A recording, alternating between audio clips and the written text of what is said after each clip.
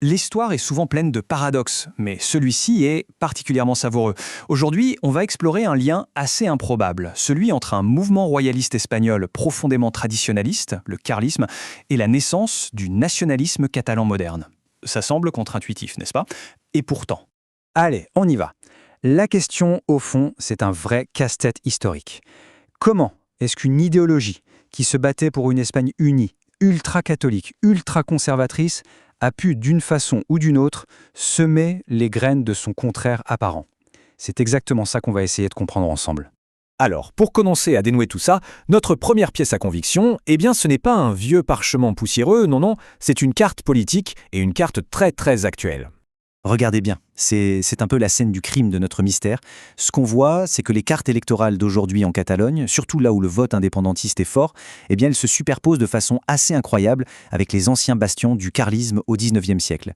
Et c'est cette coïncidence qui rend toute l'énigme historique super actuelle en fait. Bon, pour bien saisir comment ces deux univers ont pu entrer en collision, il faut d'abord voir à quel point, sur le papier, tout les opposait. Alors, mettons face à face les deux grands protagonistes de notre histoire. Et là, le contraste est saisissant. D'un côté, on a le carlisme. Son but? L'Espagne une et indivisible, traditionnelle, avec un roi absolu. De l'autre, le catalanisme qui commence à émerger. Là, l'objectif est tout autre. Un mouvement purement local, centré sur la culture, la langue, et avec une vision, disons, plus moderne de la politique. Vraiment, à première vue, ce sont deux mondes qui n'ont rien à faire ensemble. Et pourtant, ces deux forces que tous semblaient opposer ont bel et bien trouvé un terrain d'entente. Et c'est là, justement, qu'on commence à y voir plus clair. Alors, le truc, le point crucial, ce n'est pas une vision commune pour le futur qui les a rapprochés. Non, c'est bien plus simple que ça. Un ennemi commun. Au XIXe siècle, le nouvel État libéral voulait tout centraliser à Madrid, et ça, c'était une menace pour les deux. Pour les carlistes, ça bousculait la tradition. Pour les premiers catalanistes, ça gommait leur identité. Et en politique, on le sait bien, rien de tel qu'un adversaire partagé pour créer des alliances inattendues. Et au cœur de cette alliance improbable, il y a un mot-clé, fueros. En catalan, on dit furs. Qu'est-ce que c'est? En gros, ce sont d'anciennes chartes, des sortes de constitutions locales qui garantissaient des libertés et des privilèges à certaines régions. Et en faisant de la défense des fueros un de leurs piliers, les carlistes sont devenus, presque sans le vouloir, les champions de l'autonomie régionale face à Madrid. Et attention, cette défense des fueros, ce n'était pas juste des paroles en l'air. Pas du tout.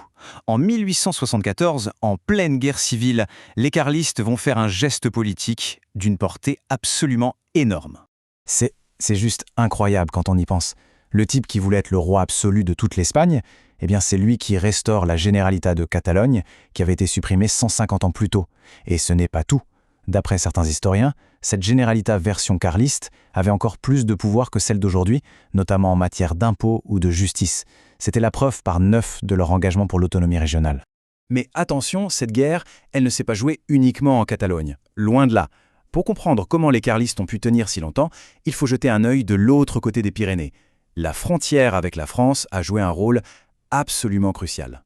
Il faut bien se représenter que le XIXe siècle en Espagne, ça a été une succession de guerres civiles carlistes, 3 au total, et elles ont été extrêmement violentes. Ces conflits ont complètement redessiné le paysage politique et social du pays, et tout particulièrement en Catalogne, qui était l'un des principaux champs de bataille. Et pour faire la guerre, il faut des armes, forcément. Les carlistes, eux, dépendaient quasi entièrement de l'étranger pour s'équiper.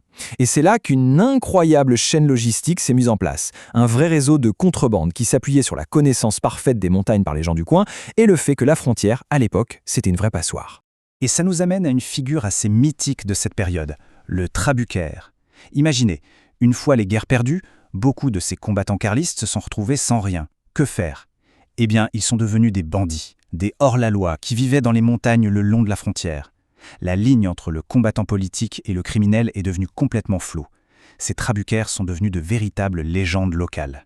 Mais alors, une fois que la cause militaire est perdue pour de bon, qu'est-ce qui se passe?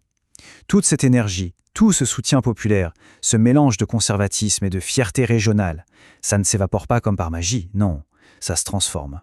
Et voilà la pièce manquante de notre puzzle. Ça s'appelle le mouvement de Vigata. L'idée est simple. Après la défaite finale des carlistes en 1176, une partie de l'église catalane, qui les avait soutenus, a compris un truc. La guerre, c'est fini. Ça ne mène plus à rien. Alors ils ont créé une sorte de passerelle idéologique. Ils ont pris tout ce sentiment régionaliste, anti-Madrid, et ils l'ont réorienté vers un projet tout neuf. Un nationalisme catalan, mais attention, un nationalisme conservateur et très catholique.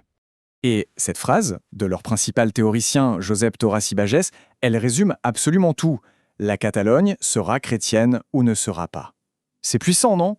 On retrouve toute la ferveur religieuse du carlisme, sauf que maintenant, elle n'est plus au service de l'Espagne, mais de la Catalogne. L'idée, c'est que l'identité catalane et la foi catholique sont les deux faces d'une même pièce. C'est indissociable. Et voilà, le puzzle est complet. La défaite militaire des carlistes n'a pas fait disparaître leurs idées, ni leurs partisans. Le mouvement de Vigata leur a juste donné un nouveau drapeau. Toute cette énergie traditionnaliste et anticentraliste a été en quelque sorte recyclée. Et c'est comme ça que des royalistes espagnols sont devenus la base du nationalisme catalan conservateur. C'est une leçon assez incroyable sur la politique. Les idées ne meurent jamais vraiment, elles trouvent juste de nouvelles voies. Et tout ça, bien sûr, nous ramène à notre carte du début. Et ça nous laisse avec une dernière réflexion. L'histoire, on le voit, laisse des traces très profondes, et souvent de manière totalement paradoxale. Les fidélités d'hier peuvent nourrir les nationalismes de demain. Et qui sait, peut-être que les échos de ces conflits vieux de 200 ans résonnent encore, bien plus qu'on ne le pense, dans les débats politiques d'aujourd'hui.